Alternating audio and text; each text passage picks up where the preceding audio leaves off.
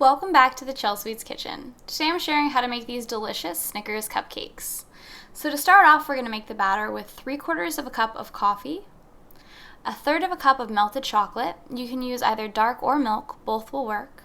And once you get that in the bowl, you're going to add in 1/3 of a cup of unsweetened cocoa powder. So you're going to give that a quick stir, being sure to scrape along the sides of the bowl to get everything incorporated. And then it's time for our other dry ingredients. We're going to add 3/4 of a cup of all-purpose flour, 3/4 of a cup of granulated sugar, a 1/2 teaspoon of salt, and a 1/2 teaspoon of baking soda into the mix. I'm going to gently stir this around using my spoon to get everything fully incorporated and to be sure that all of that baking powder and salt is really getting mixed throughout the batter.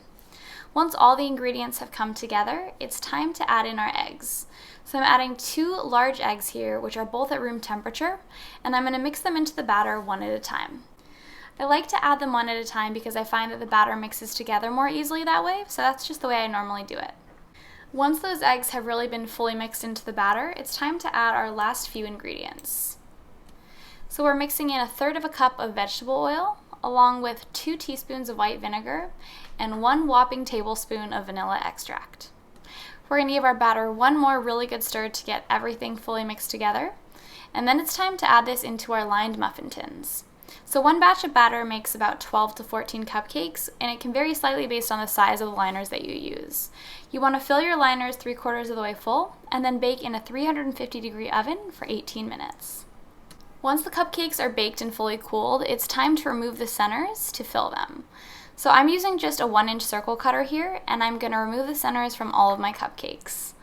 I'm filling those holes with some really delicious dark chocolate ganache, but you can fill with either extra buttercream or even caramel if you'd like.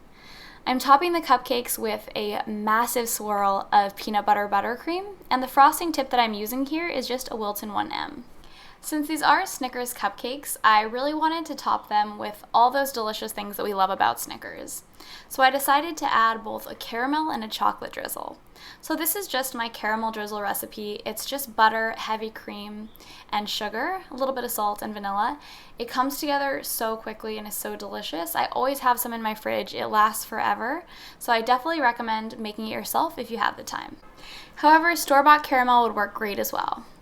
So next I'm topping these with some chocolate ganache, which is just melted chocolate chips and a bit of heavy cream. And of course on top of that I had to sprinkle some crushed peanuts. The peanuts provide a really great texture to the cupcake, so I was sure to give a heavy sprinkle to each one. If you guys want to recreate this cupcake recipe, it's up on Chelsweets.com, and I'll include the link below. So thanks so much for watching. I hope you guys enjoyed this video, and hopefully I'll see you guys again soon.